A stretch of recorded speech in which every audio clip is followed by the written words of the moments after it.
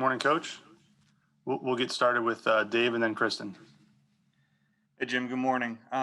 We saw in the previous Giants game that Daniel Jones was able to run against you guys, and then he was able to do it again just a few days ago. Why was that able to happen? And on the specific touchdown run, what happened on that play? Yeah, you guys, defense broke down on that play. You guys know I don't assign individual blame, but first game it was a little bit of a surprise. They ran out of a formation we hadn't seen before, but it was embarrassing in this game because they ran out of the exact same formation, and we fit it wrong. And the guy that's supposed to be there for the quarterback wasn't there. Nobody else got off any blocks, and he made us pay with a touchdown. The other one that got called back from with a penalty, the hold affected that play, and then also caused us. Well, we had a chance to get him in the backfield, and it was more of a physical play on that one that got called back. There was a lot of those plays. Our guys executed very well, but particularly early in that game on that first drive, we weren't up to that challenge, and it cost us. The way we started that game had a lot to do with the final result of that game. Go ahead, Kristen, and then Paul. Hey, good morning, Jim.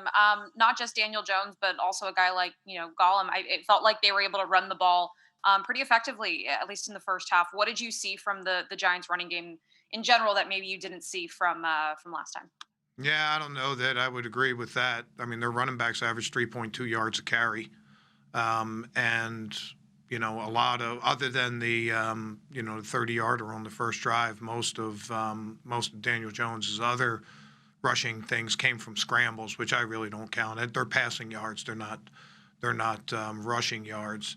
Whether you let a guy free in your rush or in your blitz or with your coverage, that's really a reflection of your pass defense. It's not a reflection of your run defense. So I've continued to be pleased with the way our defense has stopped running backs, but that's not enough. All those rushing yards count, and particularly the quarterbacks. And like I said, it was disappointing that it was a play that we had practiced and we had worked hard on after the first week, and the very first time we ran it, we made multiple mistakes on that play, and that, like I said, that caused a little bit of a chain reaction in those first two series, and we were finally able to get that fire put out, but it was too late. Good, Paul, and then Ruben. Yeah, Jim, you mentioned the impact those first two series had on the outcome of the game. I think that's only the second time this season you've given up back-to-back touchdowns on their first two possessions. Only maybe the sixth or seventh time since you took over the defense in 2016. When you went back and analyzed it, what went wrong? Well, particularly the first series, we couldn't get the third downs. First play of the game, we get a sack, fit the coverage really, really well. By time to get the D-line there. I mean, it's as much a coverage sack as anything else. We have them fairly backed up. It's second and long. We play cover two, and we let a ball get ripped right past us for a first down. And instead of putting them in third down and long, all of a sudden it's a first down. And those little mistakes here and there added up over the course of that because we couldn't get them to third down in long situations. One of the keys to this game was putting them in third down and 7+. They didn't excel in those situations, but I think 10 out of our 14 were 3rd and 5 or less. Doesn't give us very many opportunities to pass to rush. And a lot of them were just short yardage plays, 3rd down and 1, 4th down and 1 situations. So those little things accumulated. We had a big 3rd down and 8 opportunity to stop them. I see why our guys, jumped because their center moved the ball and was back on his heels. He moved. The officials didn't see it, and instead of 3rd down and 13, it was 3rd down and 3. They're able to hit a little shovel pass for 4 yards and a first down. But those are the little things in there that made a big difference there. Fit his own read wrong, and they're making you pay with a touchdown. And obviously you want to start fast. We didn't start fast in this game. Rallied a little bit, but it wasn't enough. We couldn't overcome that. Those first two drives, there were so many plays that we were an inch away from making a play, an inch away from getting a sack strip or a pass knockdown or, something like that. We didn't make those plays in this game, and we paid the price for it with a loss. Ruben and then John. Hey, Jim.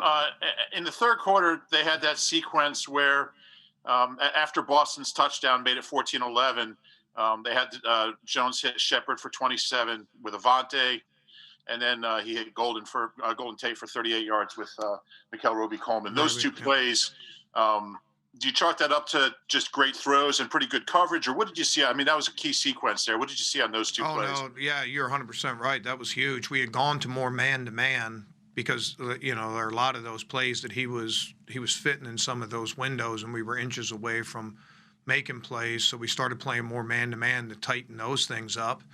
And when you do, it makes you a little bit more vulnerable down the field. And we need to respond in those man-to-man situations. Like you said, it wasn't one guy.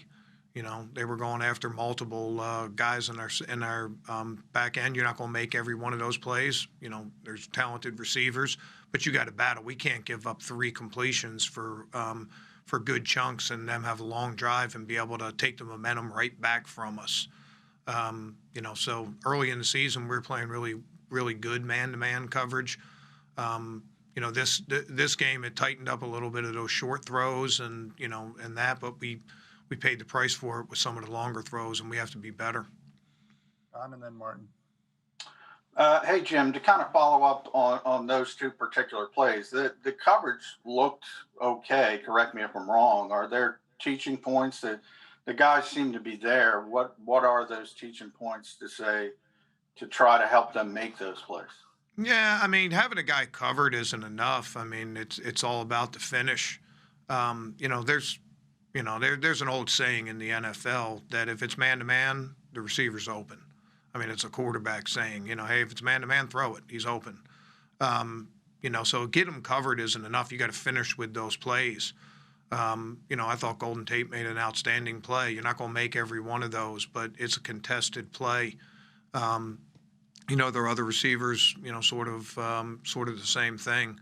But one little misstep, a slip, allows a second and long play to become a first down, or a ball that just gets over our head or something like that. Close isn't good enough in this game, and we have to win our share. We didn't win enough of our share of those plays, and I think on a lot of them, it was either one bad step early or it was the finish at the ball. Again, you're not going to win every one of those, but we have to win our share, and we didn't win enough of our share in this game. Go ahead, Martin, and then Jeff. Hey, Jim, you mentioned earlier that you guys have been pretty good against running backs and stopping the run and everything. I was just kind of wondering, Cleveland obviously presents a pretty big challenge with 2 really good running backs. How do you see that matchup against your defense? Yeah, it's our biggest challenge of the season in the run game, and how well we stop the run is going to go a long way to how well we play in this game. They're an outstanding run team, probably the best 2 running backs we faced this year. Not just the best 2 on a team, but the best 2 overall. Great balance, great power. They know what they want to do in the run game. Nothing sort of takes them out of it. There's not a whole lot you can do scheme-wise that, forces them to do something else. They're going to run it. Doesn't matter what your look is. And they're going to take that attitude of if you have an unblocked guy, our running back's going to try to run over him. So it's going to take everybody. It's not just the defensive linemen. It's not just the linebackers. Our corners are going to have an outstanding game defending the run. There's some carryover to like San Francisco. There's some similarities in what the run game is. We have to do a good job on stopping that zone stretch and taking their power run games. They're a good contact running team. And like I said, both of those guys, Hunt and Chubb, are both outstanding running backs. And it's going to be our biggest challenge of the year, and we need to be up to that challenge. Go ahead, Jeff, and then Les. Jim, we saw, going back to some of those catches that were made over your cornerbacks, we've seen that various points over the season. I'm not sure if this is something you think is a trend, but you guys did get smaller at cornerback this season. Do you feel like that's been an issue, and why guys haven't been able to finish on those jump balls? No, all our shorter guys have outstanding leaping ability, and they've all made plays on contested throws down the field, and it really hasn't been a 6'5" guy that outjumps a 5'9" guy or something like that. So I wouldn't really put that up there. We would just put it down to technique and finish. And we've had shorter receivers make plays on us. I don't know. I don't think that size mismatches has had a thing. It's been more just execution of a scheme or execution of technique, and it also comes from battling. A little bit like the NBA, and you can play great defense. They still, the guy hits a 18-foot fall away turnaround, and you just got to say, hey, great play, and come back and defend the next play. But I think the one point that you made that I agree with is we need to make our share of those, and we haven't been. Go ahead, Les, and then Zach. Hey, Jim, perhaps this plays into what you were talking about finishing, but I noticed other than the ball that hit Nickel Roby Coleman in the face, you didn't really come close to intercepting anything from a quarterback who throws a lot of interceptions. The lack of turnovers has really, been something we've talked about before. What do you see there? What's going on that you guys, really don't get close to a lot of balls? Well, I'd say this: almost no turnovers are scheme related. It's not like you do something scheme wise that causes a forced fumble or things like that. It really just comes from continual pressure. And there's some plays that are close. I mean, I think if you go back and look at some of this stuff, Les, we had about 10 plays that we were like on the ball in the pocket, like a defensive lineman was making contact with the ball. One of those, Brandon Graham made, and the ball threw incomplete on a third down right at midfield at near the end of the first half. Those are the plays that cause turnovers. You're not going to make those all the time, but the continual big hits on a running back, we didn't have enough of those. We didn't have second level guys coming in and wiping out piles and causing those kind of things. The continual pressure on the quarterback, where he has to step back and lets a ball, like hang up a little bit. There were a lot of balls in that we were close to getting a hand on or tip, and close doesn't count in this league. It's a win or a loss, and we lost the game. But it's that continual pressure. I thought that, that there were some opportunities. We were just maybe half a step away from making a lot of those. We can't get discouraged by that. We need to keep the pressure on.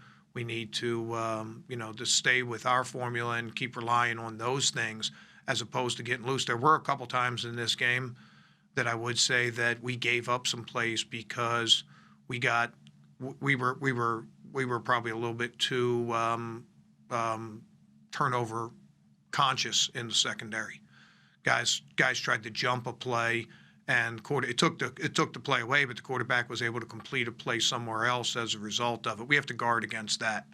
You can play great defense and you can get wins without having turnovers. Obviously, they're a big, they're a big part. But turnovers come from physical play and guys doing their job, and just that continual pressure burst pipes. And that's what we need. We don't need guys going outside of what their responsibility is to try to create a turnover. That can make the situation worse. We got time for one more, so we'll go to wrap it up with Zach here. Hey, Jim, back in the spring when you signed Will Parks, there was a thought that we might see more 3 safety looks this season. You haven't done it as frequently, and I think Will was down to 6 snaps last week. Why is that not featured as frequently as it has been in the past? And how do you unlock Will more than you have? Yeah, the plan was for him to play a little bit more than what he did in this game. But with the no huddle stuff and with the amount of 12 personnel that they were running, particularly, and again, a lot of it came from not having a lot of second and long or third down situations. And Will was in a lot of those packages for second and long and third down situations. But, when it's third down and 1 and they're in 13 personnel, we're not going to be in 3 safeties. We're going to have our load up defensive line and linebackers on the field. And that's the way this game, just played out. It was more effect of that than not having a plan for him or not having confidence in him. You know, he stepped up and made plays when he's been on the field, and you know, just the way it went in this game. Thanks, Coach.